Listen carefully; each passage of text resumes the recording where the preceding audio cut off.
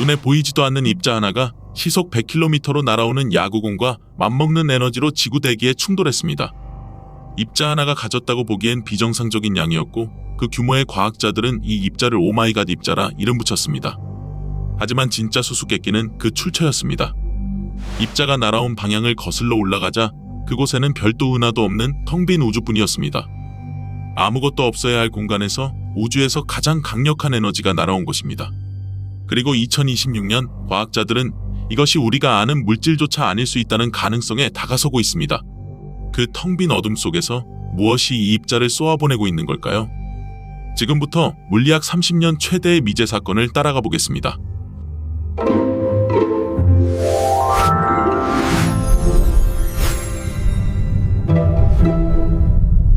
이야기는 1991년 가을 미국 유타주의 사막에서 시작됩니다.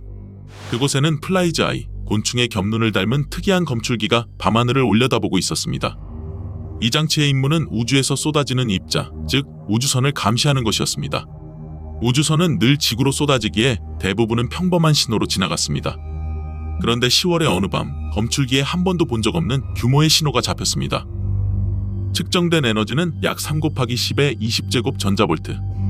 단 하나의 입자가 가졌다고 하기엔 터무니없이 거대한 값이었습니다. 연구진은 장비 오류를 의심하며 데이터를 몇 번이고 다시 검토했습니다. 그러나 신호는 진짜였습니다. 자연이 인간의 상식을 벗어난 무언가를 지구로 보내온 것입니다. 이 입자의 에너지가 얼마나 비정상이었는지 비유로 풀어보겠습니다. 우주선은 보통 원자보다도 작은 입자입니다.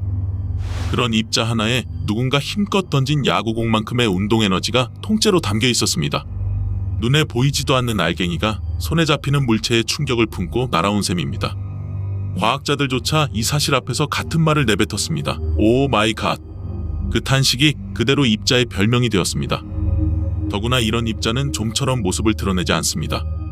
30년이 넘는 관측 역사에서 이만한 에너지를 가진 입자는 손에 꼽을 정도만 포착됐습니다.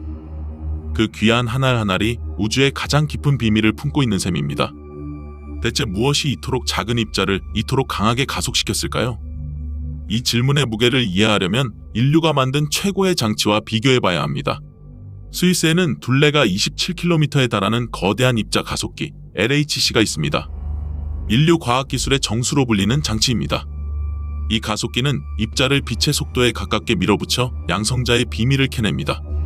그런데 오마이갓 입자의 에너지는 이 LHC가 만들어내는 것보다도 약 4천만 배 강합니다. 다시 말해 우주 어딘가에는 인류 최고의 가속기를 장난감으로 만들어버리는 거대한 천연 가속기가 숨어 있다는 뜻입니다. 문제는 그 가속기가 어디에 있으며 어떤 원리로 작동하는지 아무도 모른다는 것이었습니다. 사건의 첫 번째 단서는 바로 그 위치였습니다. 다행히 이런 초고에너지 입자에게는 한 가지 유리한 점이 있었습니다. 보통의 우주선은 에너지가 약해서 우주를 가득 채운 자기장에 이리저리 휘어집니다. 그래서 지구에 도착할 즈음엔 어느 방향에서 왔는지 알 수 없게 됩니다. 비유하자면 강풍 속에서 던진 가벼운 깃털이 어디서 날아왔는지 알 수 없는 것과 같습니다. 하지만 에너지가 극단적으로 높은 입자는 같은 자기장 속에서도 거의 휘지 않고 직진합니다. 강풍에도 흔들림 없이 날아가는 무거운 쇠구슬과 같습니다. 따라서 도착한 방향을 거꾸로 따라가면 그 출처를 가리킬 수 있어야 했습니다. 과학자들은 이 점에 기대를 걸었습니다. 입자가 날아온 길을 되짚으면 우주의 숨은 가속기를 찾아낼 수 있으리라 믿었습니다. 그렇다면 그 끝에는 무엇이 있어야 할까요? 상식적인 추리는 이렇습니다. 야구공만한 에너지를 입자 하나에 우겨 넣으려면 우주에서 가장 난폭한 현상이 필요합니다. 후보는 분명했습니다. 은하 중심에서 모든 것을 집어삼키는 초대질량 블랙홀, 별이 최후를 맞으며 터지는 감마선 폭발, 혹은 은하와 은하가 충돌하는 거대한 격변. 이런 천체들은 상상조차 힘든 에너지를 뿜어냅니다. 따라서 입자가 가리키는 방향에는 이런 격렬한 천체가 자리하고 있을 것이라 예상했습니다. 입자가 거대한 충격파 사이를 수없이 오가며 매번 조금씩 속도를 얻는다는 설명입니다. 가까워지는 두 벽 사이에서 공이 튕길 때마다 빨라지듯 폭발이 남긴 충격파가 입자를 반복해 밀어올리는 것입니다. 남은 일은 그 방향을 정밀하게 들여다보는 것뿐이었습니다. 결정적 단서는 30년 뒤에 다시 찾아왔습니다. 2021년 5월 같은 유타주의 차세대 검출기 텔레스코프 어레이가 1991년에 버금가는 또 하나의 거대한 입자를 포착했습니다. 에너지는 약 2.4 곱하기 10의 20제곱 전자볼트. 역대 두 번째로 강력한 우주선이었습니다. 연구진은 일본의 태양신 이름을 따 이 입자를 아마테라스라 불렀습니다. 이번에는 검출기의 성능이 한층 정밀했기에 도착 방향을 훨씬 정확하게 계산할 수 있었습니다. 마침내 우주의 숨은 가속기를 정조준할 기회가 온 것입니다.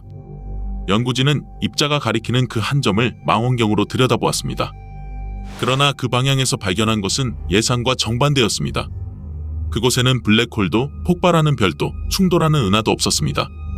오히려 우주에서 유난히 텅 빈 영역, 로컬 보이드라 불리는 거대한 빈 공간만이 자리하고 있었습니다. 무언가 강력한 것이 있어야 할 자리에 그저 어둠뿐이었던 것입니다. 극한의 천체가 입자를 쏘았을 것이라던 가설은 여기서 무너졌습니다. 아무것도 없는 곳에서 우주 최강의 에너지가 날아왔다.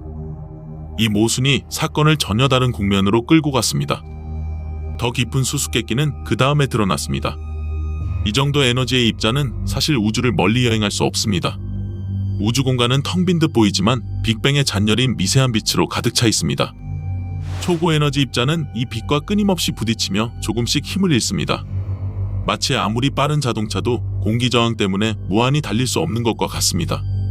이 한계를 과학자들의 이름을 따 GGK 한계라 부릅니다. 계산에 따르면 이런 입자의 출처는 비교적 가까운 우주에 있어야만 합니다. 그런데 그 가까운 방향이 하필 텅 빈 보이드였습니다. 거리로 환산하면 출처는 수억 광년 안쪽에 있어야 합니다. 우주의 척도에서는 이웃이라 부를 만한 거리입니다. 가까이 있어야 할 범인이 아무데도 보이지 않는 이중의 모순에 빠진 것입니다. 사건은 원점으로 돌아갔습니다. 가능한 설명은 몇 갈래로 나뉘었습니다. 첫째, 우리가 아직 발견하지 못한 어떤 천체가 그 빈 공간에 숨어 있을 가능성. 둘째, 빛을 내지 않아 망원경에 보이지 않는 무언가가 입자를 쏘았을 가능성. 셋째, 측정이나 계산 어딘가에 우리가 놓친 함정이 있을 가능성. 어느 쪽도 확신할 수 없었습니다. 단서는 분명히 지구에 도착했는데 그 단서가 가리키는 곳에는 범인이 없었습니다. 그리고 2026년 과학자들은 가장 근본적인 전제 하나를 다시 의심하기 시작합니다. 지금까지의 추적은 모두 이 입자가 양성자라는 가정 위에 서 있었습니다. 양성자라면 자기장에 거의 휘지 않으니 방향 추적을 믿을 수 있었기 때문입니다. 그런데 2026년의 새로운 분석은 이 가정 자체를 흔들었습니다. 이 입자가 양성자가 아니라 철보다 무거운 원자핵일 수 있다는 것입니다. 무거운 원자핵은 전기를 더 많이 띠고 그만큼 자기장에 더 크게 휘어집니다. 만약 그렇다면 입자는 직진해 온 것이 아니라 휘어져 온 것이고 우리가 가리킨 텅 빈 방향은 진짜 출처가 아니게 됩니다. 즉, 범인은 텅 빈 곳에 있던 것이 아니라 우리가 엉뚱한 곳을 보고 있었을 수도 있다는 뜻입니다. 정리하면 우리는 입자가 어디서 왔는지뿐 아니라 무엇이 날아왔는지조차 확신하지 못하는 셈입니다. 출처를 가리키던 화살표가 입자의 정체에 따라 통째로 방향을 바꿀 수 있기 때문입니다. 사건은 입자의 정체부터 다시 밝혀야 하는 지점으로 되돌아갔습니다. 일부 과학자들은 한 걸음 더 나아간 가능성도 조심스럽게 꺼냅니다. 지금의 물리학으로는 설명되지 않는 새로운 현상이 개입했을 수 있다는 것입니다. 예를 들어 우주 초기에 만들어진 무거운 미지의 입자가 붕괴하며 이런 에너지를 남겼을 수 있습니다. 물론 이는 아직 증거가 부족한 가설일 뿐입니다. 다만 분명한 것은 기존의 설명만으로는 이 입자를 온전히 풀어내지 못하고 있다는 사실입니다. 우주가 우리에게 교과서 바깥의 문제를 던진 셈입니다. 그렇다면 이렇게 작은 입자를 우리는 대체 어떻게 알아챌까요? 비밀은 지구의 대기에 있습니다. 초고에너지 입자가 대기 상층에 부딪히면 수많은 2차 입자가 소나기처럼 쏟아져 내립니다. 이를 공기 샤워라 부릅니다. 단 하나의 입자가 지상에 수십억 개의 입자비를 뿌리는 것입니다. 검출기들은 이 입자비가 만드는 희미한 빛과 흔적을 받아 원래 입자의 에너지와 방향을 거꾸로 계산합니다. 말하자면 지구의 하늘 전체가 우주를 감시하는 거대한 스크린이 되는 셈입니다. 다만 이런 입자는 극히 드물게 찾아옵니다. 가장 강력한 우주선은 1제곱킬로미터의 땅에 약 한 세기에 한 번 떨어질 만큼 희귀합니다. 그래서 텔레스코프 어레이는 700제곱킬로미터에 이르는 사막에 검출기를 흩뿌려 두었습니다. 단 한 번의 사건도 놓치지 않기 위해 도시 하나보다 넓은 땅이 통째로 관측소가 된 것입니다. 이쯤 되면 먼 우주의 이야기처럼 들릴지 모릅니다. 그러나 우주선은 지금 이 순간에도 우리 곁을 지나고 있습니다. 약한 우주선은 매 순간 우리 몸을 통과하며 비행기를 타고 높이 올라갈수록 그 양은 늘어납니다. 심지어 이 입자들은 반도체 속 미세한 회로에 부딪혀 순간적인 오류를 일으키기도 합니다. 우주에 머무는 비행사들이 받는 방사선의 상당 부분도 이런 우주선에서 비롯됩니다. 우주를 향해 점점 더 많은 위성과 우주선을 올려보내는 시대에 이 입자들은 더 이상 남의 이야기가 아닙니다. 가장 거대한 우주의 수수께끼가 가장 가까운 우리의 기술과 맞닿아 있는 것입니다. 그렇다면 과학자들은 왜 답도 없는 이 입자를 끈질기게 쫓을까요? 이 입자가 인간이 결코 만들 수 없는 극한의 환경을 들여다보는 창이기 때문입니다. 인류 최고의 가속기보다 수천만 배 강한 자연의 가속기. 그 정체를 풀어낸다면 우리는 우주에서 가장 격렬한 천체의 비밀이나 아직 알려지지 않은 새로운 물리의 문턱에 닿을 수 있습니다. 하나의 입자가 우주의 가장 깊은 곳을 가리키는 이정표인 셈입니다. 그래서 지금도 추적은 계속되고 있습니다. 과학자들은 검출기의 규모를 키우고 전 세계에 관측망을 잇고 있습니다.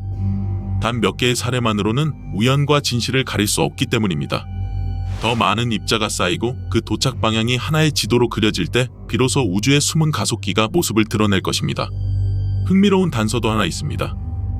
텔레스코프 어레이는 북쪽 하늘의 한 영역에서 유독 강력한 우주선이 자주 날아오는 핫스팟을 포착했습니다. 무언가가 그곳에 숨어 있을지 모른다는 신호입니다. 그러나 그 정체가 무엇인지는 아직 누구도 확인하지 못했습니다. 우리는 아직 그 지도의 초점들을 찍고 있는 중입니다. 정리해보겠습니다. 오 마이 갓 입자는 답이 아니라 거대한 질문입니다. 야구공에 충격을 품은 입자가 아무것도 없어야 할 어둠에서 날아옵니다. 그 정체도 출처도 메커니즘도 아직 확정되지 않았습니다. 분명한 것은 하나뿐입니다. 우주에는 인류의 가장 정교한 기술조차 가볍게 뛰어넘는 무언가가 존재한다는 사실입니다. 우리가 우주를 다 안다고 여길 때마다 자연은 이렇게 머리 위로 한 방을 던집니다. 이 영상을 보는 지금 이 순간에도 텅 빈 어둠 어딘가에서는 또 다른 입자가 지구를 향해 날아오고 있을지 모릅니다. 무엇이 그것을 쏘았는지 우리는 아직 알지 못합니다. 어쩌면 그 답은 우주가 우리에게 던진 가장 정중한 초대장일지도 모릅니다. 아직 풀지 못한 수수께끼가 남아있다는 것은 들여다볼 우주가 그만큼 깊다는 뜻이니까요. 지금까지 수상한 지구였습니다.